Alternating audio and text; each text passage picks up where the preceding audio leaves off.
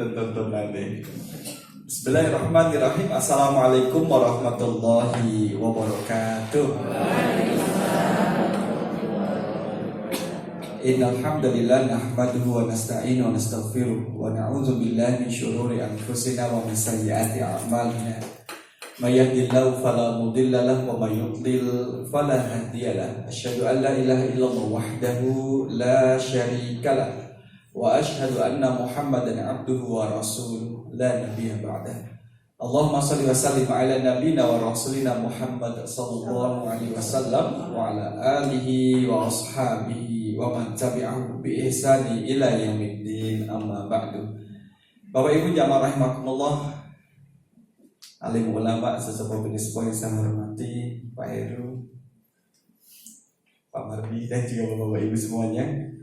Pagi kali ini kita belajar terkait dengan perjuangan ibu di dalam Al-Quran. Sekalipun kita juga ada satu file yang berkaitan dengan ayah, tapi yang ayah ini kayaknya belum kita sampaikan. Ayah, di manakah itu ayah?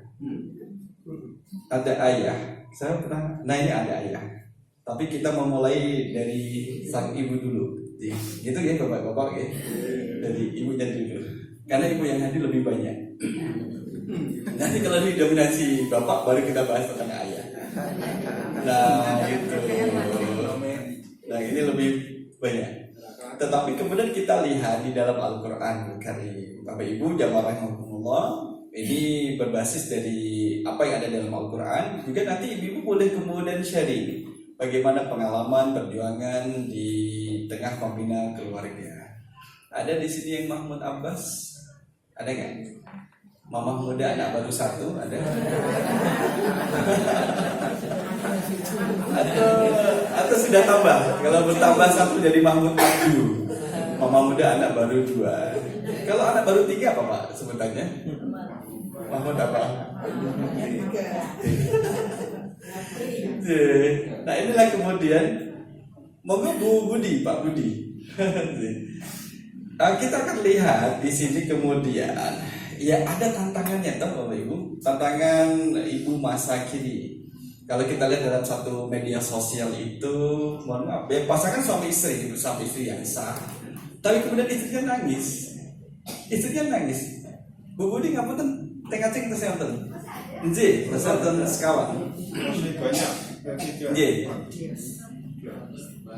Jadi dalam perkembangan ibu masa kini, jamaah rahimakumullah, seorang istri itu ternyata nangis. Pengantin batu nangis saya. Bukan kesakitan, bukan. Tapi nangisnya adalah dia melakukan sesuatu yang tidak biasa dilakukan sebelum menikah. Kalau biasanya kalau sebelum menikah bangun jam 11 pagi. Pagi kemudian sudah makanan sudah tersedia, ibunya gitu. Sudah disediakan oleh ibunya.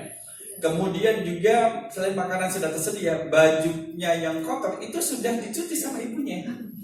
Iya. Dan itu kemudian jadi berubah.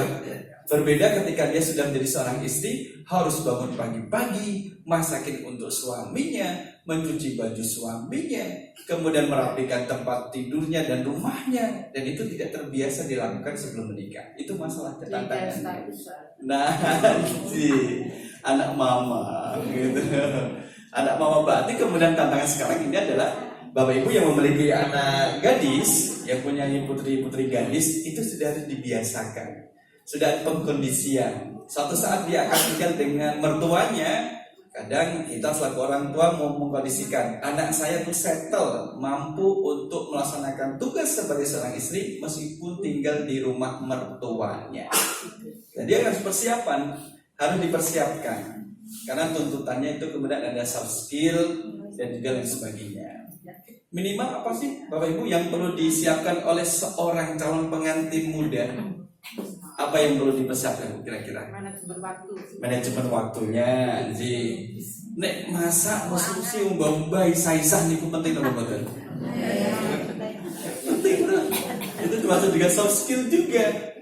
Ya, kemudian komunikasi juga. Bagaimana kemudian problem solving juga, menyelesaikan masalah juga. Ternyata ada yang ikut bimbingan perkawinan sebelum menikah, dan juga ada yang tidak ikut. Nah, Nah ini perlu disamakan. Ini tantangan ibu masa kini. Dia punya harapan, punya cita-cita terkait dengan membina rumah tangga. Karena membangun rumah tangga, Pak Heru, tidak semudah membangun tangga rumah. Kalau tangga rumah mah tukang. Dan sehari selesai, tapi kalau membangun rumah tangga nggak cukup sehari. Ibarat kalau kita membuat satu menara, butuh banyak tenaga, Bapak Ibu. Tetapi untuk menghancurkan, bisa nggak satu orang menghancurkan satu menara? Bisa. Sama seperti membina rumah tangga, memerlukan banyak pihak yang terlibat di dalamnya. Jadi tantangan ibu masa kini, Bu, monggo setunggal apa Bu? Tantangan ibu masa kini sekarang apa tuh? Tantangannya satu-satu nanti ibu, bapak-bapak jadi penyimak saja. Oh betul itu. Nah gitu itu tugasnya bapak nanti. Kenapa Bu? Kira-kira? Betul itu.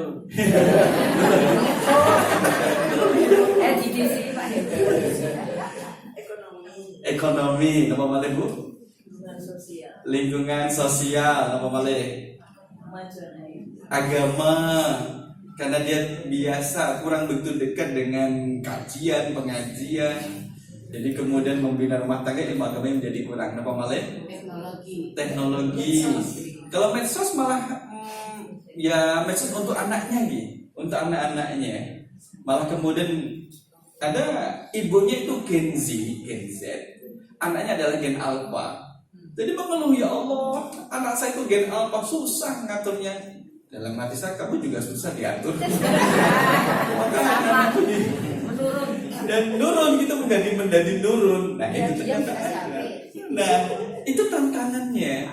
Kalau Gen Z dengan Alpha masih satu level lah, tapi kemudian kalau zaman kolonial dengan zaman milenial kan jadi jauh.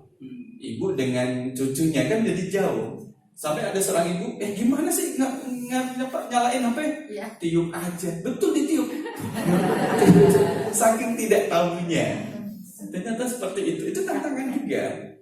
Termasuk nanti kemudian ketika sudah berproses hamil, kemudian melahirkan dengan anaknya, ini anaknya diapain? Gak tahu apa yang dilakukan oleh anaknya. Jadi ada tantangan tersendiri pada ibu masa kini. Harapan ibu, idealnya seperti apa tuh harapan ibu itu? Ibu, harapan ibu terhadap anaknya, anak soleh-solehah, apa malih? Terampil, beribadah, nurut sama orang tua. Kalau harapannya seorang ibu, baiknya anak pertama itu laki atau perempuan? Perempuan.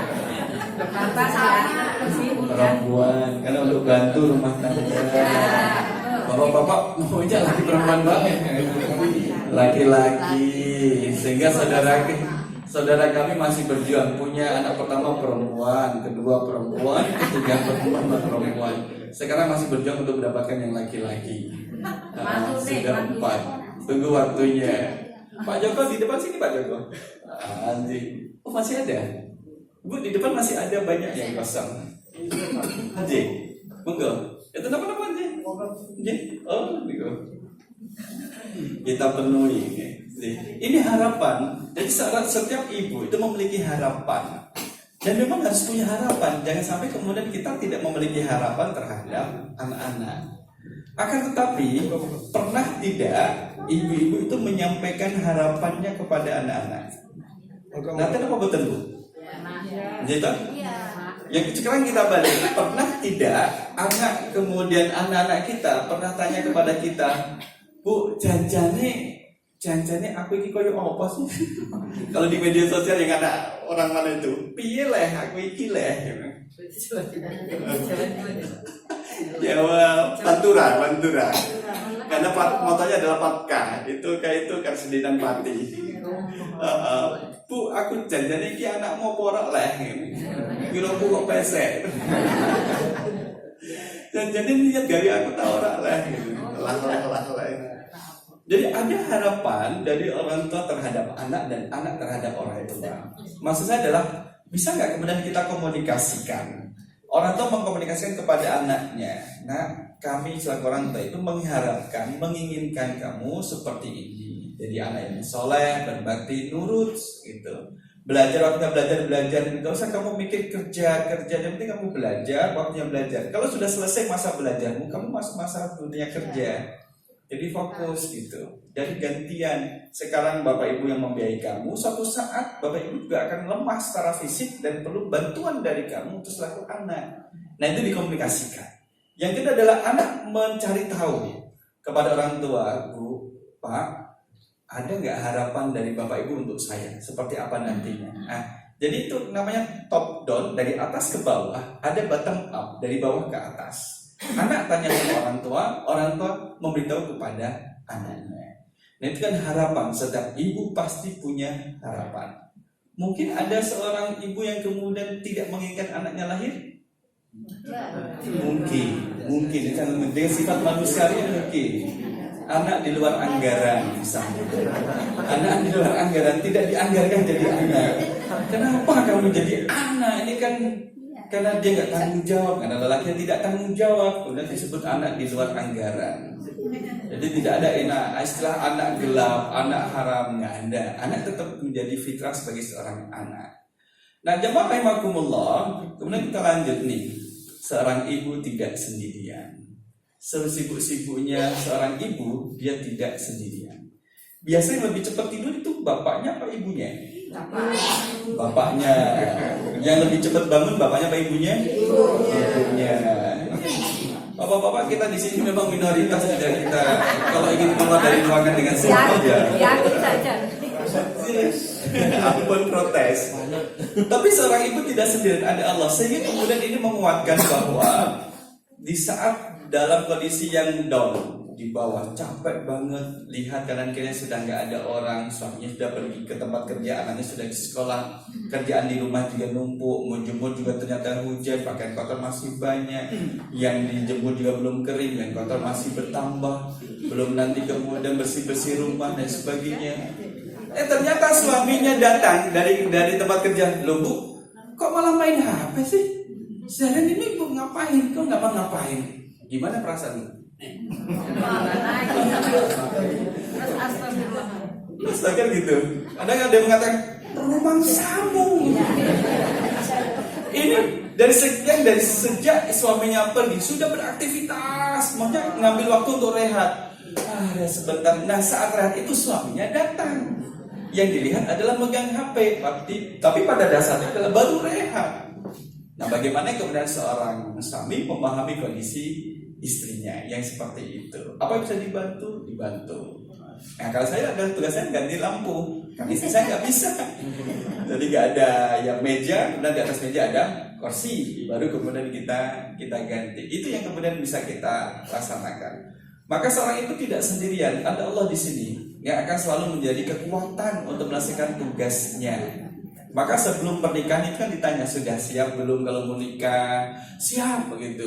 Udah siap jadi seorang ini? Siap gitu. Apa yang dibayangkan? Malam pertama. Oh jangan. Masih ada malam 1003, 2013, malam ke-4000. Itu kayaknya jadi apa nantinya. Nah, ini yang kemudian harus dipikirkan dan harus dipersiapkan. Nah, di sini ada 4 kisah. Nah, kalau kita masuk dalam pembahasannya ada 4 kisah Bapak Ibu. Kita akan belajar terkait dengan Ibu Hana, kemudian ada Bunda Maryam, kemudian ada Nabi Musa, ibu dari Nabi Musa, dan juga ada Sayyidah Hajar. 4 sosok profil ini yang kemudian kita angkat. Apakah ada yang lain? Ada, tapi memang tidak semuanya kita angkat. Ada kemudian tidak semua perempuan yang disebutkan di dalam Al-Quran itu menjadi baik. Istrinya Abu Lahab, siapa Pak Ibu? Situ Ummu Jamil. Nah, pura-pura lupa nama istri orang lain. Namanya istri saya. Ummu Jamil itu namanya adalah Urwah binti Harb bin Umayyah. Urwah binti Harb bin Umayyah itu disebutkan dengan wa imra'atuhu hammalatal hatab. Nggih. Monggo Pak Imron, di depan masih ada. Pokoknya yang terlambat atau namanya tak sebut namanya. Jadi masih ada nih. Wa imra'atuhu hammalatal hatab. Itu kan kemudian istrinya Abu Lahab disebutkan. Dan kemudian apakah kemudian harus kita ketahui? Ya harus kita ketahui, karena dia adalah salah satu sosok orang yang dilaknat oleh Allah. Jadi kita harus mengetahui sebab apa dia kemudian dilaknat, agar kemudian kita tidak jatuh pada perbuatannya dan kemudian menjadi orang yang terlaknat. Faliyadillah. Ini di sini ada kisah Hannah. Hannah ini siapa ya? Nah, ibunya Maryam. Ya sudah ada. Bagaimana harapan seorang Hannah itu adalah memiliki anak laki-laki yang bisa sebenarnya dipersembahkan kepada Allah untuk mengabdi. Kalau misalkan yang tinggal di Gampeng, ya Allah, jadi orang tadi benar, saya kalau anak salah ini laki-laki tak abdikan ke Masjid Agung Gampeng. Nah, jadi sejak lahir nanti tumbuh remaja tinggalnya di masjid. Ya kemudian lebih daripada seorang marbot, dia akan menjadi seorang ulama di situ, kemudian mandegani urusan Masjid Gampeng, Masjid Agung Gampeng. Itu harapan Hannah. Sepenuhnya ia persembahkan kepada Allah. Kalau persembahan dulu zaman jahiliyah itu ada disembelih, kemudian darahnya diusapkan pada berhala. Tapi kalau yang dilakukan oleh Hannah ini adalah untuk mengabdi kepada Allah, jadi menjadi hambanya. Yang kedua adalah ada kisah dari Maryam, seorang ibu muda. Ini Mahmud Abbas, mamah muda anak baru satu, yang harus mengemban tugas besar di tengah berbagai tekanan. Bagaimana seorang perempuan hamil tanpa seorang laki-laki, disentuh pun tidak, tapi kemudian bisa hamil. Ini seperti itu, ibu-ibu. Kalau sekarang bisa nggak? Bayi tabung, masukkan ke tabung, kocok-kocok, masukkan. Dulu saya ketika masih remaja, bayi tabung, kasihan ya bayinya berada di dalam tabung. Ternyata bukan. Yang ketiga adalah Ibu Musa, dan dengan berat hati harus melepaskan anaknya ke sungai demi keselamatannya. Jadi ini kisahnya dengan Fir'aun. Terakhir adalah Hajar, ibunya Nabi Ismail alaihissalam, yang ditinggalkan bersama putranya di tengah padang pasir. Loh, pohon aja enggan tumbuh di padang pasir, apalagi manusia. Pohon saja enggan.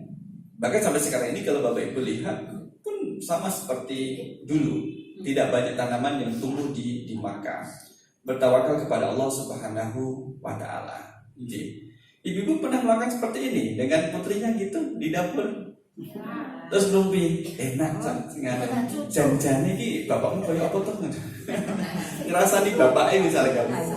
Nah kalau sekarang adalah Yanti dengan cucunya gitu. Berapa jumlah telur di sini Bapak Ibu?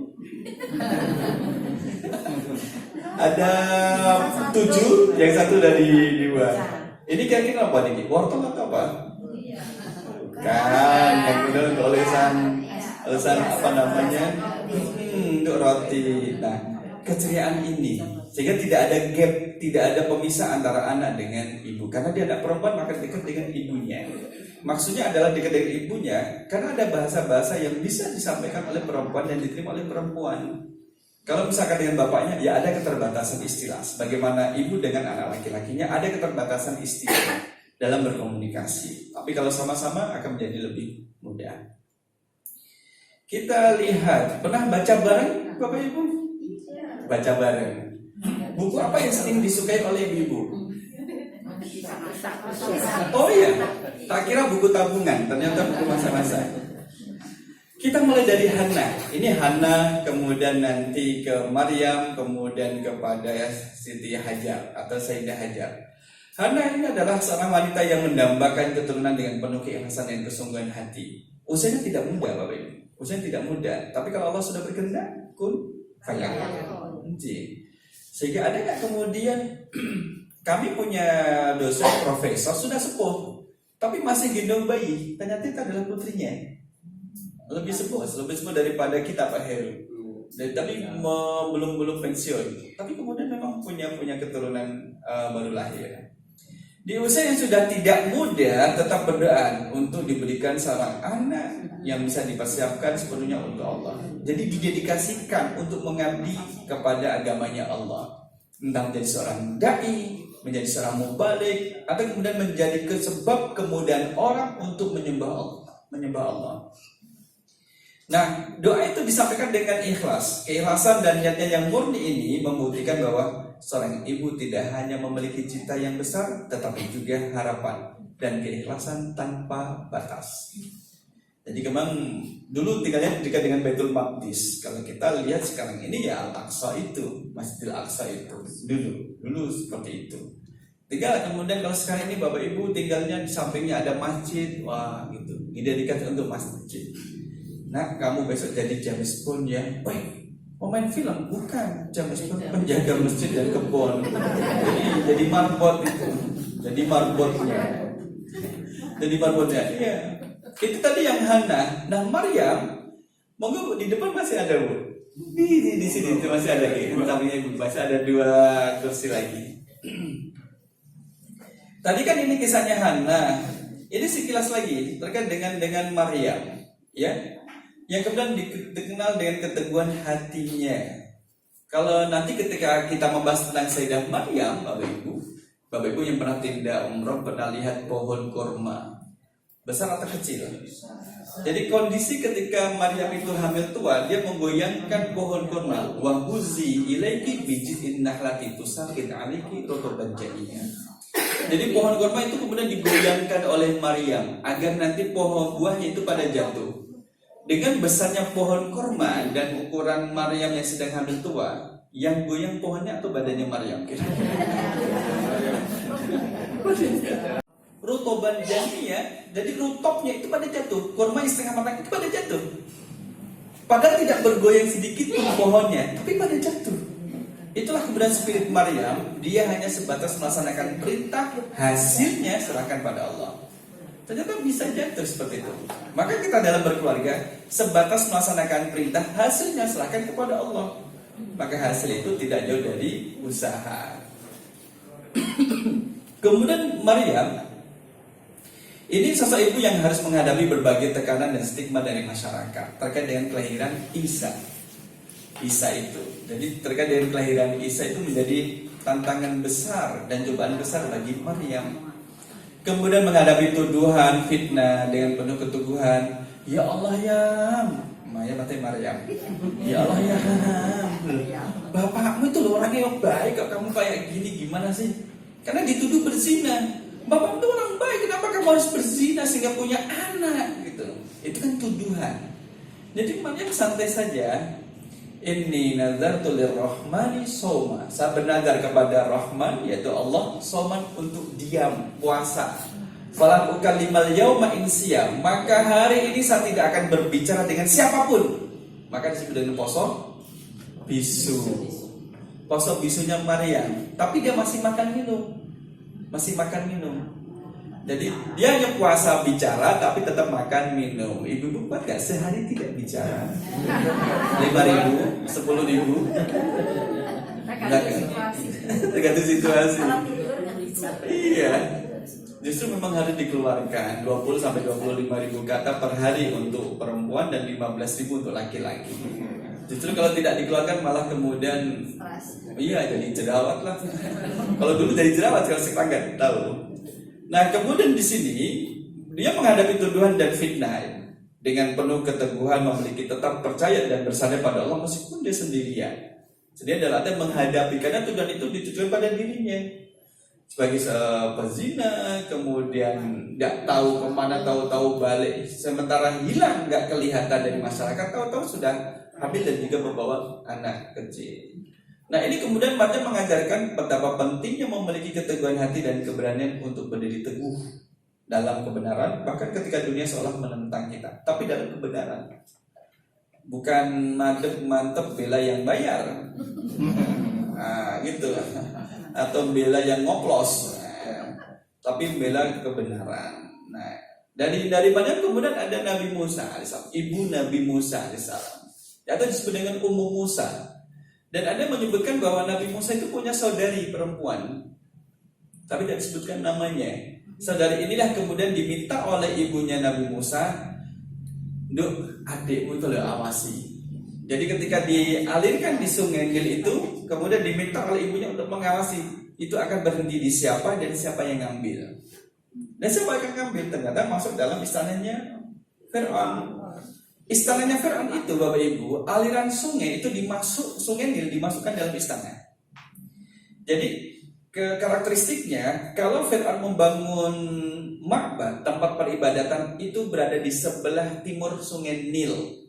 Sedangkan untuk makbarah, kuburan-kuburan itu dibangun di sebelah barat sungai Nil. Barat identik dengan tenggelamnya matahari dan kematian identik dengan kegelapan, dan malam ketika tidak ada matahari itulah kegelapan.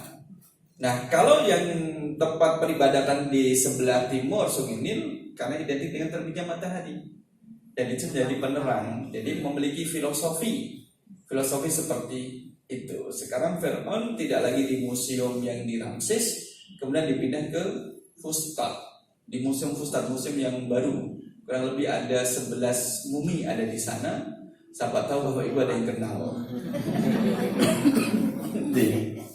Bayangkan kemudian bagaimana perasaan ketika diperintahkan oleh Allah untuk meletakkan anaknya. Pertanyaan gini Bapak Ibu, ibunya Musa ini kemudian nabi atau bukan? Ibunya Nabi Musa nabi atau bukan? Nah ini kemudian ketika diperintahkan oleh Allah untuk meletakkan anaknya, tidak ada nabi yang perempuan, nabi semuanya laki-laki. Aku nabi, oh bukan, mungkin Nabi Yatun, namanya Nabi Yatun, cuma dipanggil nabi. Nah ini untuk melindungi anaknya dari ancaman Fir'aun. Jadi keberanian luar biasa. Ketika kemudian Musa kecil diambil, dijadikan sebagai anak asuh oleh istrinya Fir'aun. Namanya siapa? Asia ya, bukan Aisyah, tapi Asia. Agak mirip-mirip Asia. Asia ini termasuk orang yang beriman terhadap Nabi Musa, tapi secara sembunyi-sembunyi. Asia ini. Dan disitulah kemudian Musa kecil tidak mau disusui kecuali oleh ibunya sendiri. Sehingga ada sayembara. Siapa yang kemudian bisa menyusui anak temuannya ini akan dapat hadiah dan fasilitas. Maka dia ibunya ketemu dengan anaknya dan dapat fasilitas. Ini nanti kemudian kita mendapatkan pelajaran dari kisah ibu Nabi Musa untuk berani melepaskan dan percaya kepada Allah. Jadi putranya dialirkan di sungai Nil dan kemudian percaya kepada Allah, Allah yang akan menjaganya. Nah sama seperti kemudian ketika seorang ibu melepaskan putranya untuk kuliah di luar kota. Pernah gak ibu merasa mulus?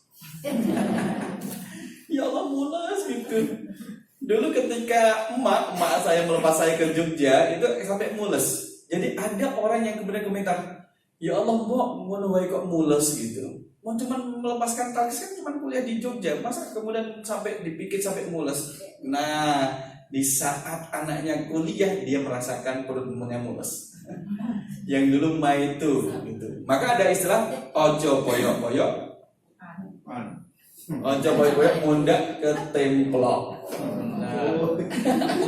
Ojo poyok-poyok mundak ke templok. Ojo poyok-poyok mundak ke templok. Poyok-poyok itu apa gitu poyok? Ojo ngono-ngono kemudian enggak ketularan.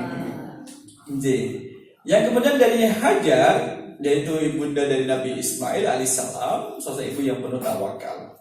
Sampai kemudian ketika baru juga ketemu dengan Nabi Ibrahim, kemudian ditinggal lagi di tengah padang pasir yang tandus, tanaman pun tidak mau hidup, hewan pun nggak ada di sana. Pisang, apalagi nggak ada yang hidup. Kenapa malah?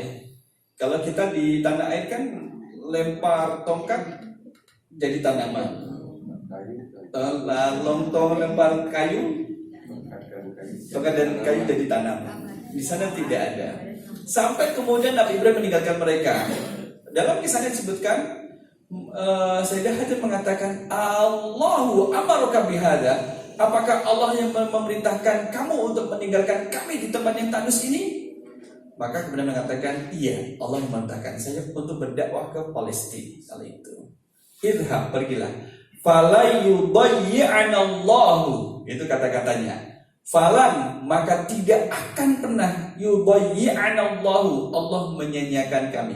Tidak akan pernah Allah menyanyiakan kami yang kamu tinggal di daerah yang tandus ini lantaran kami mengizinkan kamu berdakwah atas perintahnya.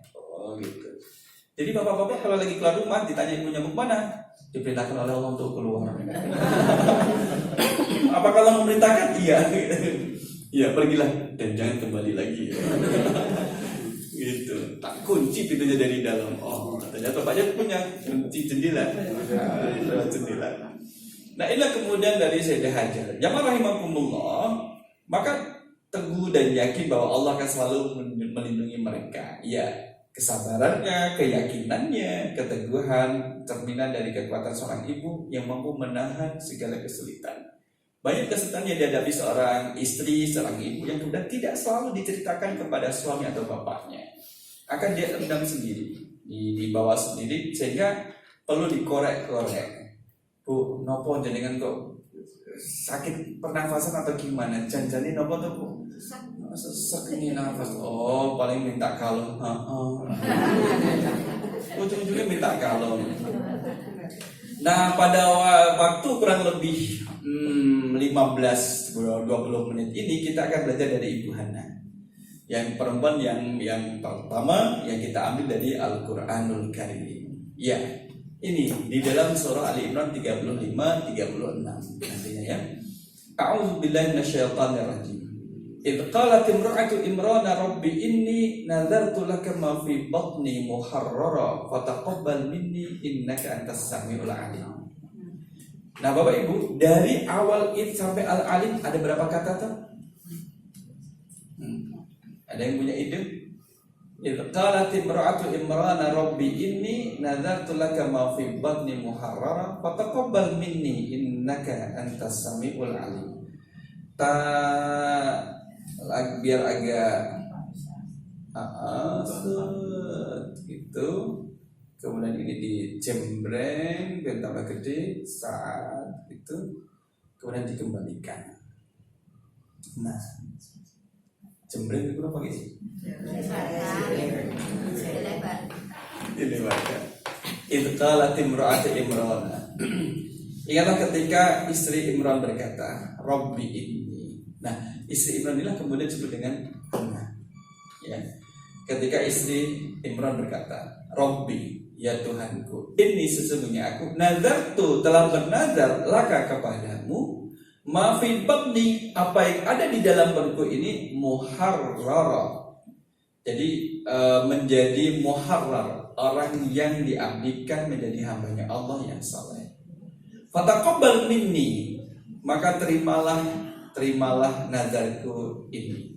Jadi muharrara itu adalah hamba yang soleh dan berkhidmat di Baitul Maqdis. Jadi dia sendiri soleh hubungannya dia dengan Allah baik dan dengan masyarakat juga baik. Dan kemudian tinggalnya di Baitul Maqdis. Ya. Nah kemudian fataqabbal minni, maka terimalah nazarku ini. Innaka antas samiul alim, sesungguhnya engkau yang maha mendengar lagi maha mengetahui. Jadi sejak berada dalam kandungan itu sudah didoakan oleh ibunya. Misalkan kalau seorang ibu, kayak hasil USG sih kamu laki-laki. Engkau nek dadi wong lanang, cepet dagelan kaya bapakmu ya.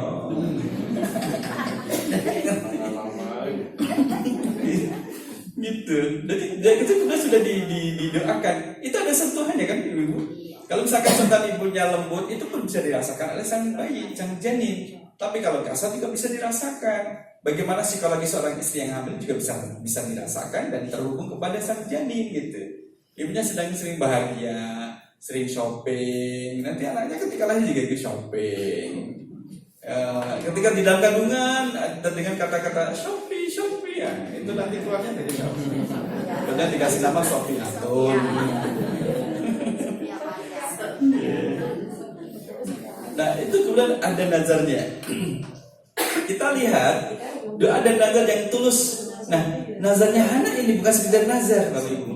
Bukan sekedar nanti kalau anak laki-laki tak kasih pakaian ABC, kalau anak perempuan tak belikan pakaian ABC. Enggak juga. Nanti tempat tinggalnya buat seperti ini. Tidak juga.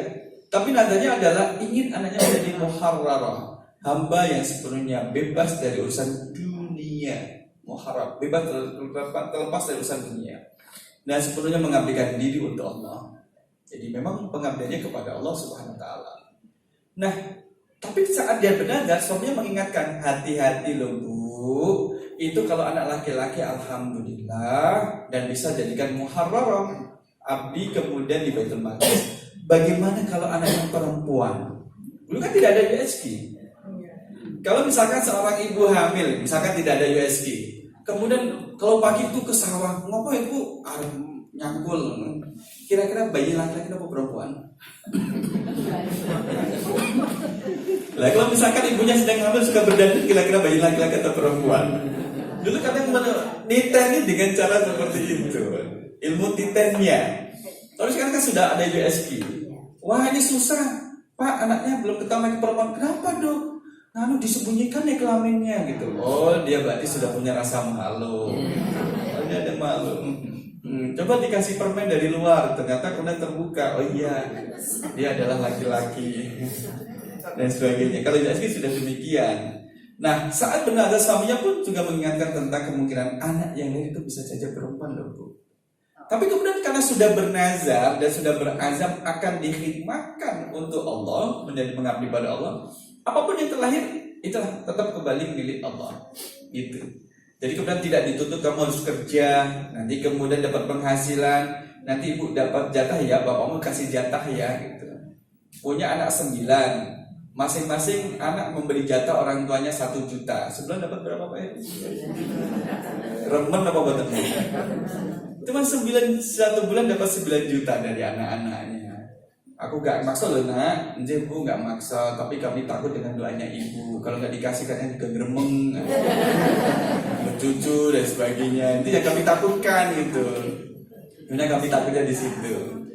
Nah kemudian juga kita lihat bahwa ini dari sejak kecil kemudian Nabi ini sudah mengajarkan cita-cita yang mulia sejak dalam kandungan.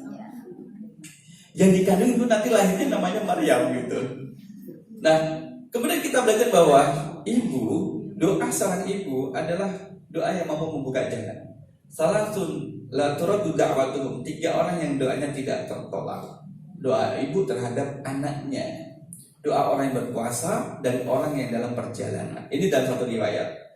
Kalau seorang ibu jenengan, ibu Aisyah, sekarang sudah berpuasa, jenengan seorang ibu, kemudian lagi musafir, mandi tenang doanya. 3-tiganya ada pada diri jenengan. Jadi seorang ibu sedang berpuasa, musafir lagi, maka banyak-banyak berdoa. Kalau naik bis banyak berdoa di dalam bis. Kalau naik pesawat banyak berdoa dalam pesawat atau ketika sedang nunggu. Tapi realitanya adalah sibuk dengan gadget HP-nya. Kalau nggak buka HP berarti tidur. Kalau nggak tidur, bahkan kemudian ketika anak berdoa agar anaknya menjadi pengabdi Allah. Pengabdi Allah yang sebenarnya menanamkan visi yang besar untuk kehidupan masa depan anaknya nantinya. Bagaimana pergaulan pada waktu itu kemudian ini menyelamatkan. Kayak sekarang ini, besok nek wis kelahir nak, awakmu tak pondok ke ya. Nah, kurang lebih seperti itu. Di pondok ke, jadi nggak usah kerja, milih mau MBS Pambanan, MBS Gaping, Sedayu atau Patang Puluhan gitu, di mu'alim atau mu'alimat. Itu udah didedikasikan nanti kalau lahir. Harapan orang tua kan ada. Maka di awal tadi kita sampaikan, ada setiap ibu memiliki harapan pada anaknya masing-masing. Tapi itu sudah disampaikan. Apakah kemudian Hana sudah menyampaikan kepada Maryam? Disampaikan juga kepada Maryam bahwa dia akan menjadi muharrarah, pengabdi di Baitul Maqdis. Nah kemudian jamaah rahimakumullah, cita-cita seorang ibu untuk anaknya ini dimulai sejak dini dan dikomunikasikan, disampaikan, jangan ditahan sendiri-sendiri sampai kemudian seorang ibu yang kemudian keluar masuk rumah sakit. Kira-kira apa yang dibayangkan seorang ibu sampai keluar masuk rumah sakit? Dia tuh ingin anaknya tuh menikah tapi tidak sampai tidak tega menyampaikan keinginan dia terhadap putrinya. Jadi putrinya sudah usia nikah, dibatin, ya Allah anakku ini kapan nikah? Batik-batik kebelablasan masuk rumah sakit. Yang tahu adalah temannya, kamu kenapa sakit-sakitan? Saya tuh batak, putriku itu loh udah waktunya nikah tapi belum nikah. Udah kamu sampaikan belum? Gak tega saya gak tega. Maka ketika saya diminta pertimbangan gimana Ustaz ini? Nah, Bude ini yang kemudian dipercaya sama adiknya, tolong Bude sampaikan kepada ponaannya. Ponakan dengan hati-hati, dengan situasi dan kondisi yang sesuai. Janjane ibumu masuk rumah sakit, kayak kamu ngerti apa? Duduk. Boten Abdin. Ibumu itu pengen kamu segera nikah karena sudah waktunya. Dia khawatir nanti tidak bisa menyaksikan pernikahanmu. Itu satu. Ayo. Nah, itu yang udah disampaikan. Tapi kemudian muncul keraguan. Kalau dia menikah, kira-kira nanti masih mau tempat tinggal serumah dengan saya atau tidak? Karena bapaknya sudah tidak ada, tinggal ibunya. Harapan ibunya adalah setelah nikah tetap tinggal di rumah itu. Nah, kalau cuma dibatek-batek kan anak nggak ngerti. Maka sampaikan. Nah, itu kemudian disampaikan. Kalau sekarang ini sudah tidak menghubungi saya, berarti sudah disampaikan. Nah, berarti sudah nggak ada masalah lagi. Gitu. Jadi kita itu kadang mendengarkan ceritanya jemaah itu sampai kepada Salihah, sudah 32 menit ini ceritanya, saya dengerin aja. Pindah telinga kiri, sudah panas telinga kanan lagi, di loudspeaker, tinggal turun aja. Ustaz, oh iya gitu. Nah, inilah kemudian cita-cita sejak kecil. Maka di sini yang kemudian terlahir adalah perempuan. Falamma wada'atha qalat rabbi inni wada'tuha unsa. Maka tatkala istri Imran, Pak Imran, Masya Allah, terkenal. Kamu ini istri yang mana gitu? Melahirkan anak, dia pun berkata, ya Allah, ya Tuhanku, sesungguhnya aku melahirkan seorang anak perempuan. Yang tadi didamba-dambakan laki-laki, ternyata yang lain adalah perempuan. Wallahu a'lamu bima wada'at wa laysa dzakaru kal unsa. Allah lebih mengetahui apa yang dilahirkannya itu. Jadi Allah sudah tahu bahwa yang akan lahir adalah perempuan. Dan tidak sama laki-laki dengan perempuan. Laki-laki yang tepat untuk dijadikan sebagai pengabdi Allah, bukan perempuan. Tapi kemudian wa inni samaituha Maryam. Sesungguhnya aku telah menamai dia Maryam. Nah, ada lagi lanjutannya. Wa inni u'idzuha bika wa dzurriyyataha minasyaitonir rajim. Dan aku mohon perlindungan untuknya serta anak-anak keturunannya kepada pemeliharaan engkau daripada syaitan yang terkutuk. Ini Bapak Ibu. Jadi sejak lahir orang tua sudah mendoakan anaknya agar Allah lindungi dari godaan syaitan yang terkutuk. Maka nanti generasi ketika Maryam melahirkan anak laki-laki, Isa, itu adalah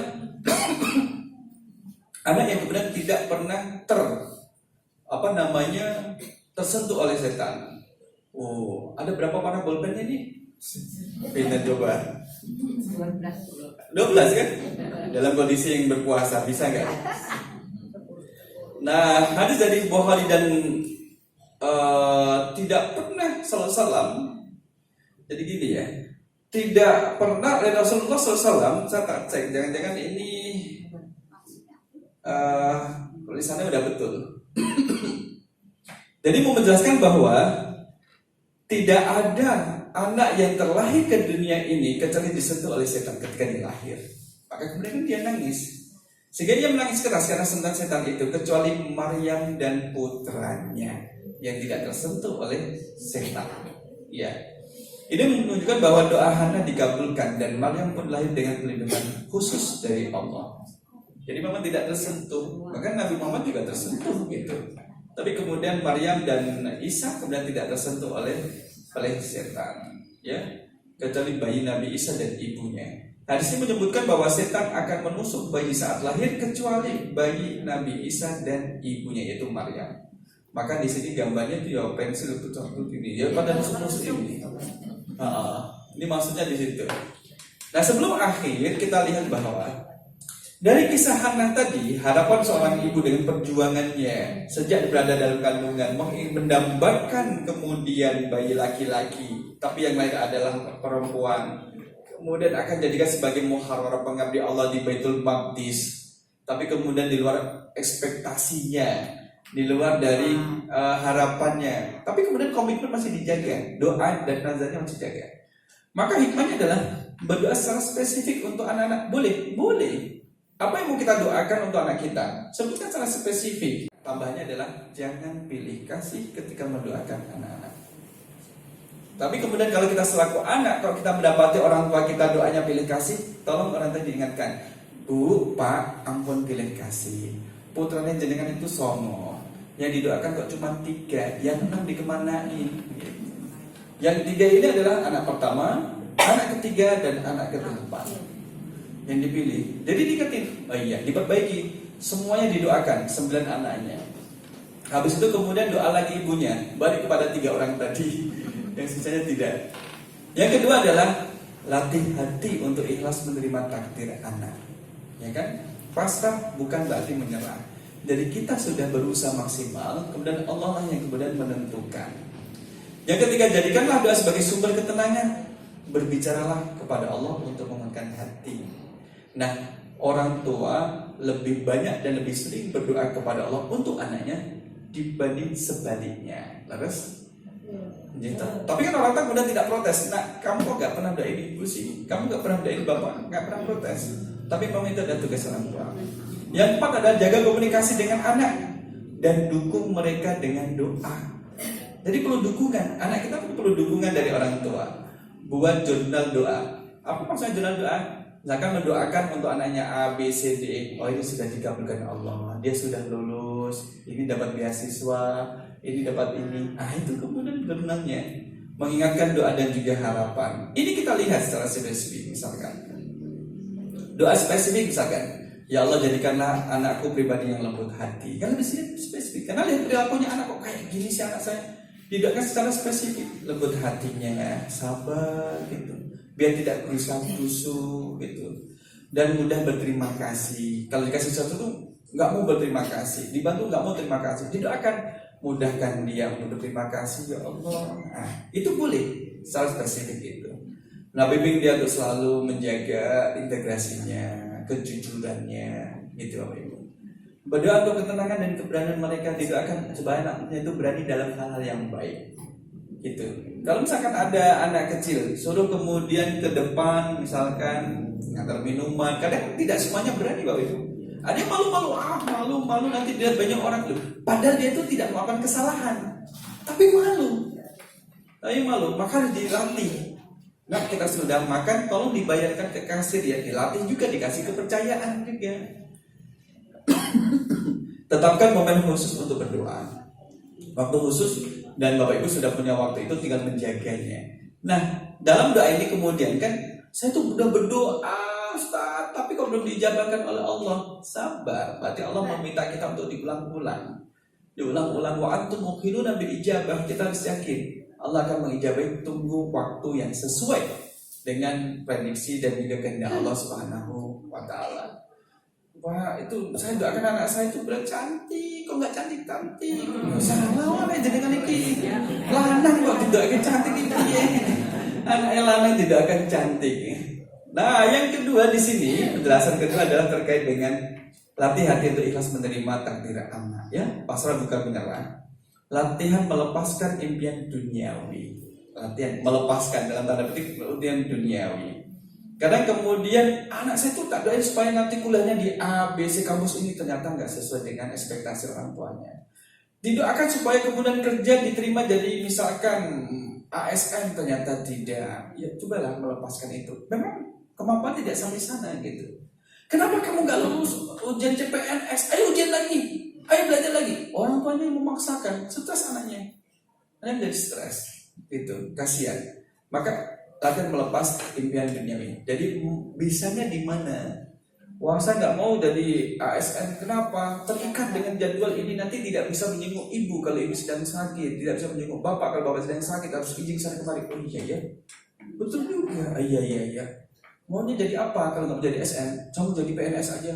Sebut doa ya. Nih, mengalihkan fokus dari hasil ke proses. Tidak kemudian fokus pada hasilnya, tapi lebih pada prosesnya. Maka tidak alih-alih berfokus pada apa yang harus dicapai oleh sang anak, ketika kita bisa mengalihkan perhatian pada prosesnya. Lihat prosesnya. Dia sudah berproses, udah ikut seleksi ujian tapi gak lulus, gak apa-apa, karena dia sudah berproses gitu.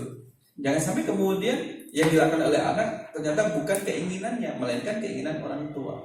Sehingga dilakukan oleh anak adalah pelanggaran dan juga pelanggaran. Kenapa kamu melanggar? Biar orang tua saya tahu bahwa saya nggak suka dengan pilihannya. Gitu. Ayo masuk asrama, orang tuanya maksa masuk asrama. Di asrama pelanggaran tentu dikeluarkan. Kenapa kamu melanggar? Saya nggak suka tinggal di asrama. Nah, kenapa dulu daftar? Orang tua yang memaksa. Nah, jadi komunikasinya nggak lancar. Jadikan doa sebagai sumber ketenangan. Ini latihan doa sebagai waktu khusus dengan Allah. Waktu khusus, pulang dari kajian, di tengah jalan. Maksudnya ketika sedang dari penumpang ya, bukan kemudian nyetir atau pakai sepeda motor kemudian berdoa berhenti di tengah jalan. Doa untuk diri sendiri sebagai ibu-ibu dan juga bapak-bapak, khususnya dari ibu juga perlu berdoa untuk diri sendiri, untuk keteguhan. Ya Allah berikan kekuatan untuk menghadapi bapaknya anak-anak, gitu. Ya, latihan zikir sederhana, misalkan hasbunallah wa ni'mal wakil, ni'mal maula wa ni'mal nasir, la haula wala quwata illa billah. Itu mas ngelus dodos, kenapa bayarnya? Ngerem awake dhewe. Ngeyem awake dhewe, gitu. Nggih. Memang tak habis kan waktunya dan tidak ada pertanyaan. Kalaupun ada nanti tolong dibuat multiple choice ya, habis biasa saja. Nah sebelum akhir ini sudah sampai tepi adalah jaga komunikasi dengan anak dan dukung mereka dengan doa. Ini yang kemudian miss antara orang tua. Kalau orang tua dengan anak pertama masih kemudian komunikasi masih nyambung, tapi dengan anak yang bawah-bawah yang paling kecil kadang tidak terjalin dengan baik. Karena anak pertama kadang menjadi partner orang tua. Bahwa itulah ada adikmu dijaga, masih tak ada adikmu dijaga, masih ada. Tapi komunikasi orang tua dengan anak yang belakang itu kadang kurang. Sehingga dalam pembahasan yang ayah itu, kisah Nabi Adam, masalah yang tidak terselesaikan itu bisa menghilangkan nyawa. Qabil antara Habil. Nah itu yang kisah Qabil dan Habil untuk versi ayah. Iya. Karena orang tua kalau melihat anaknya berantem, diam, ayo, pada diam enggak? Sama, kalau enggak diam tak? Semuanya. Orang tua menyelesaikan masalah sesaat. Tetapi anak ini, dua orang anak ini kemudian masih ada di dalam. Nah itu kamu terbawa dan sampai dewasa. Jadi ini yang menjadi perhatian bagi kita bersama. Dan yang terakhir adalah buat jurnal doa. Catat doa khusus setiap bulannya. Kalau legowo, kalau lagi nganggur, ya kan, dibuatlah kolom khusus untuk menuliskan hal-hal yang diinginkan bagi setiap anak. Jadi menuliskan, kita bisa melacak perkembangan mereka, menyaksikan bagaimana doa kita diijabahi oleh Allah. Anak saya itu hafal surah An-Naba, dicek, udah berapa ayat nak? Baru 10 mah, gitu. Mari bulan berikutnya dicek, sudah selesai mah, sekarang sudah ganti surah lagi, alhamdulillah diijabahi oleh Allah. Jadi itu terlaksana. Lanjut target berikutnya. Rasa syukur untuk setiap pencapaian kecil, ada semacam reward, ada kemudian apresiasi bagi anaknya. Jadikan jurnal sebagai pengikat akan kekuatan doa. Nah inilah kemudian hal-hal yang sudah diajarkan oleh anak kepada kita bahwa terkadang realita tidak sesuai dengan ekspektasi. Apa yang diinginkan orang tua tidak sesuai dengan apa yang ada di lapangan. Tapi komitmen berbuat baik tetap jalan terus, gitu. Ubur-ubur ikan lele tetap semangat ya lele kan gitu. Nah demikian ibu bapak jamaah rahimakumullah, baru satu ya Hannah ya, masih ada Maryam, kemudian ada ibu Musa, kemudian ada Hajar, masih ada 3 lagi dan juga masih ada berikutnya. Dan ini saya ambil dari apa yang kemudian direncanakan oleh teman-teman tentang Quranic Mom. Jadi ibu dalam Al-Quran. Bagaimana akan berbicara tentang ibu. Allah a'lam bishawab. Aku qouli hadza astaghfirullah li wa lakum. Assalamualaikum warahmatullahi wabarakatuh.